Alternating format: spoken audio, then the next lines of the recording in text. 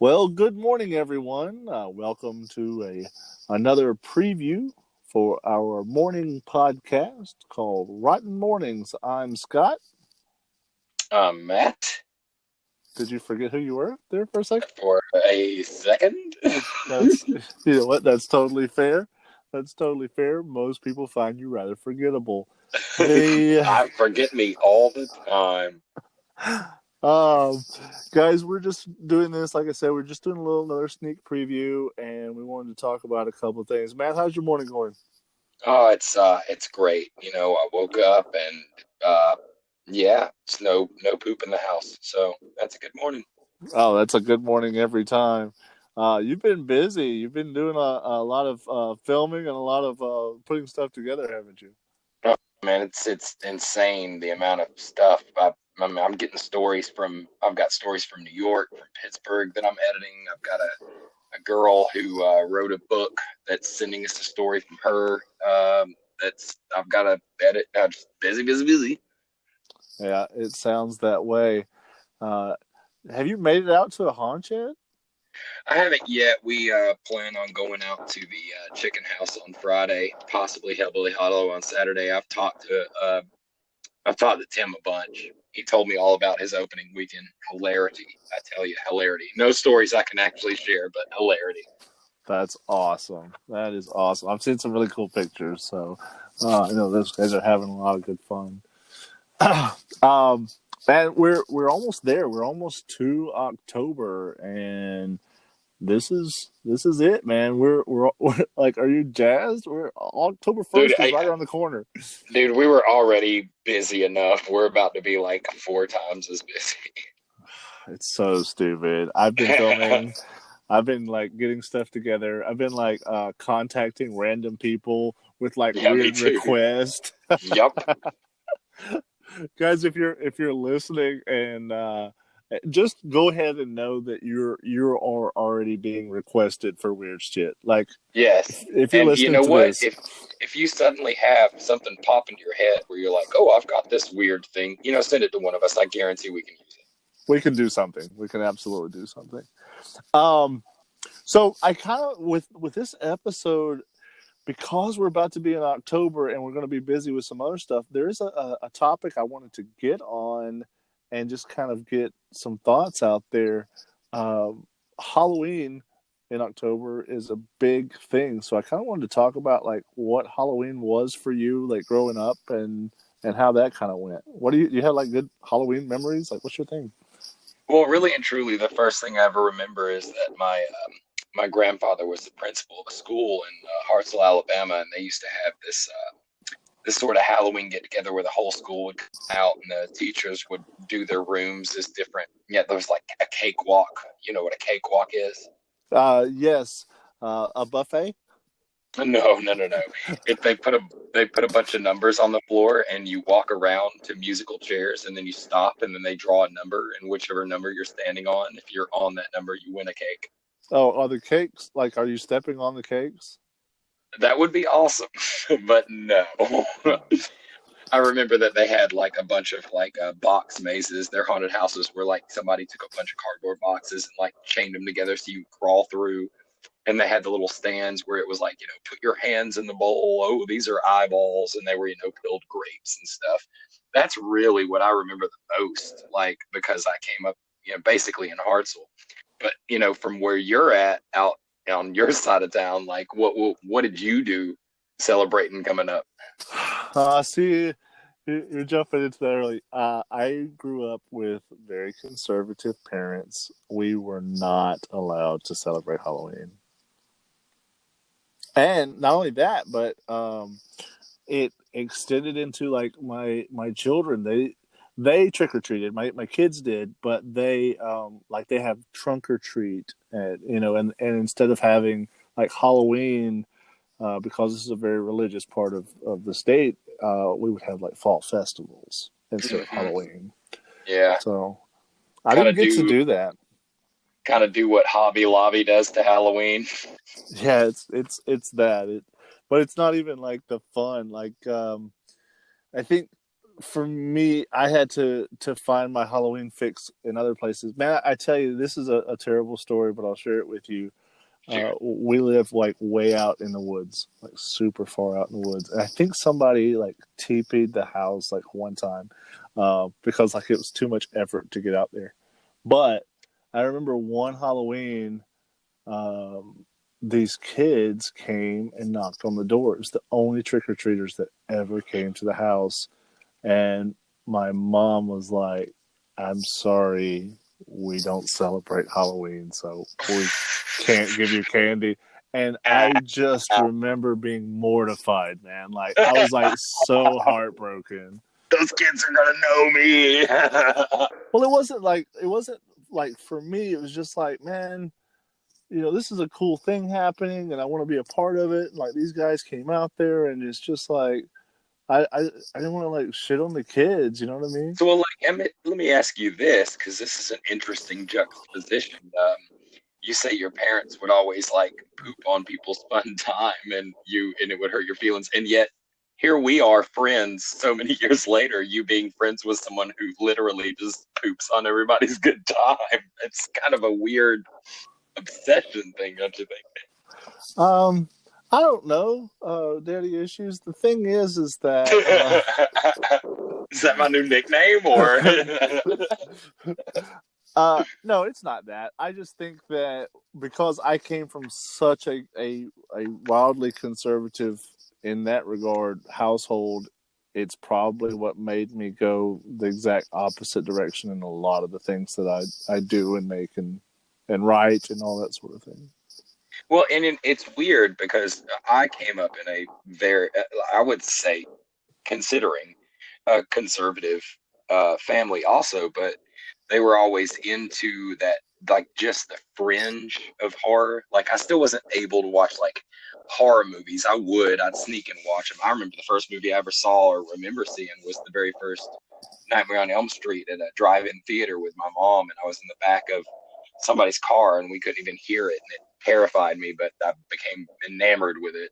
But again, like they were very, very, you know, religious, but still, we still really delve into Halloween. I give my mom and my grandfather a lot of the credit of why I'm into Halloween as is, anyways.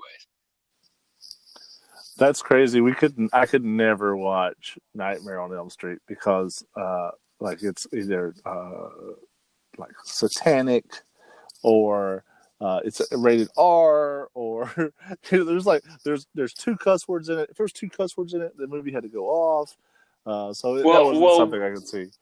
when did you actually find, like, what point did you actually find your interest in it? Like, being that cut off, how did you even get into dabbling in that world? Oh, I guess like so other people would like sneak around and smoke cigarettes. I would sneak around and watch horror films. Uh, Nice. but I remember like going. We like had a church event, and they're going to play a horror film, and I'm like, "Whoa, they're going to play a horror film," and I'm like, "Oh, is this okay?" And like they had picked this one film that doesn't have any cuss words in it, and there's like no nudity, and I think all the like deaths happen off camera, and it's The Fog. And Oh, wait, wow. A movie about a whole bunch of undead creatures coming to land to get the quote unquote booty and trying to kidnap some girl for the booty. am I saying that? Is that the right movie or is it The Mist? It's the No, Stephen no, King no. one. No, it can't be the mist. That would have been way Okay, after you being young. okay, It had to have been the okay, fog. cool. Okay, good. Yeah, yeah, yeah. So it was The Fog, but I Classic. also remember when I was like super young, we had a babysitter. So their parents weren't there, but we had a babysitter, and we watched, and it has messed me up to this day. We watched this horror film called The Hand with Five Fingers, which just looking at my hands right now, I have two of those. Oh, that's But wild, man. Holy shit, get out of the room. yeah, but there's I don't know if you've ever seen it. It's not a classic of. I mean, it is a classic film, but it's one that a lot of people haven't seen. But there's a thing in that movie where I guess the hand turns on the faucet to drip, which I guess like thinking back, that's a stupid thing for it to do, but the dripping faucet was like an indicator, like it had been in this room, and Ah, so okay. anytime we go, Let me stop you real quick. Faucet dripping is not an abnormal thing. That's a pretty normal thing. Faucets tend to drip. Just putting it that's out there.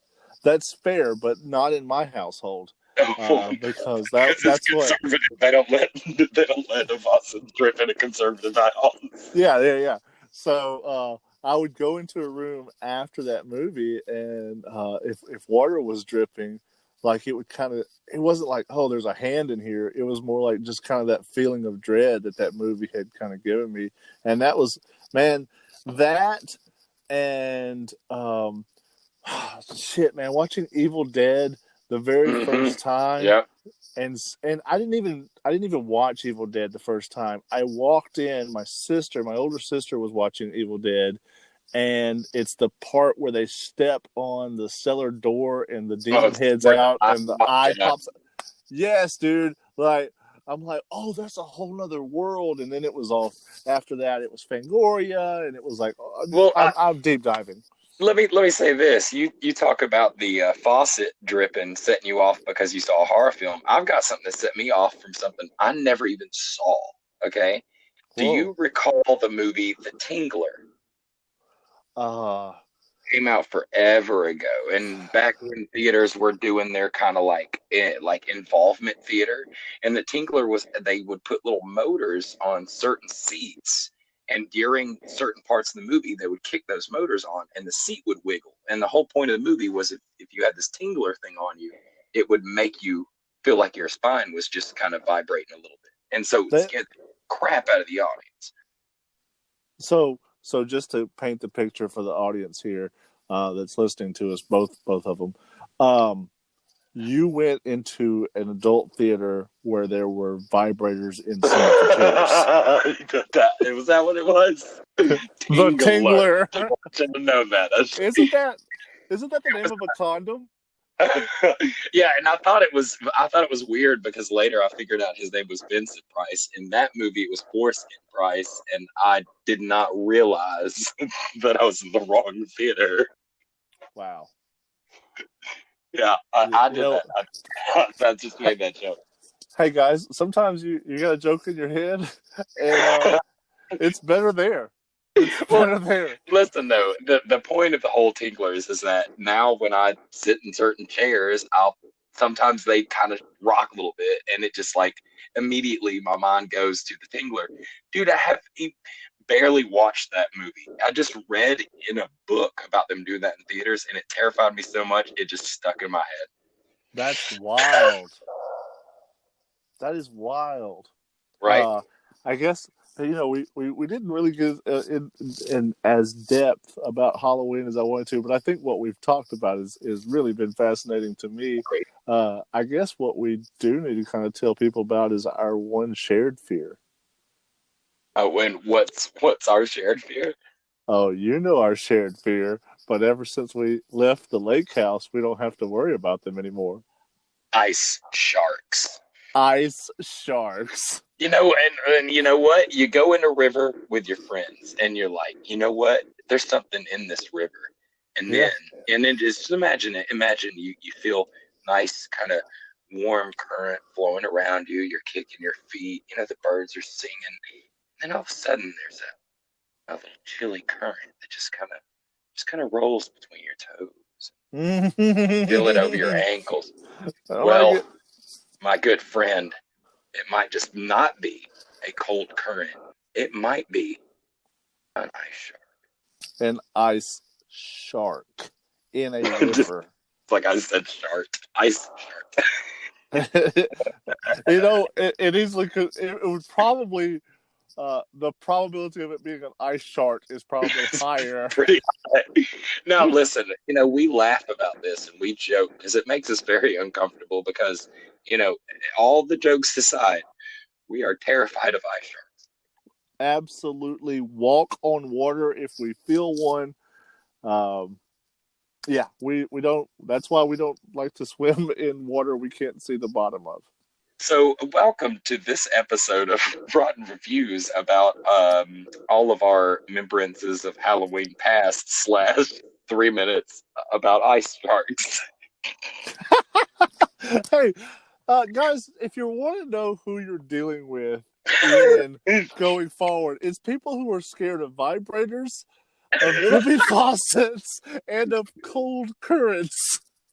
Well, the funny thing is that when I told you I saw Nightmare on Elm Street, you was like, "Oh, my parents would never let me go to Nightmare on Elm Street." And then when I'm like, oh, when I went into the adult theater, you're just like, "Oh, you're in the wrong theater." All right, I can easily solve that. You're just in the wrong theater. It's weird if you're in a movie theater and the curtain is pulled away upwards. That's an adult theater. That's the difference. People don't know. Had to put a quarter for the curtain to roll back. That's not AMC.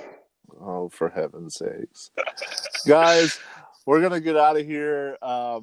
If you've got some really fun Halloween stories or Halloween memories, post them up in the comments. We're going to post this on the Facebook page. Post them up in the Yes. comments. We want to hear about your Halloweens and about your experiences and your weird I'm scared of drippy faucets kind of stories. And We love to hear from you guys. also, guys, on the more episodes that we do, we will address stuff that you bring up, and it's really good for us to have a little bit of a skeleton to go off of too. So your suggestions will help us out immensely. Did you just say skeleton? Yes, skeleton. Terrifying skeletons. That's because of Jason and the Argonauts. No, it's because it's been a long time since I've seen mine. I think everybody can say that, hopefully. I think people should be more afraid if they've seen theirs lately. Mine got up and left. Yeah. Like, oh, yeah, I saw my skeleton the other day when the backhoe tore the fucking flesh away from my forearm. Backhoe. I don't know. I've seen that movie in an adult theater. The backhoe. Guys, we hope you have a fucking rotten morning. Yes, have a rotten morning, guys. Stay rotten. Stay rotten.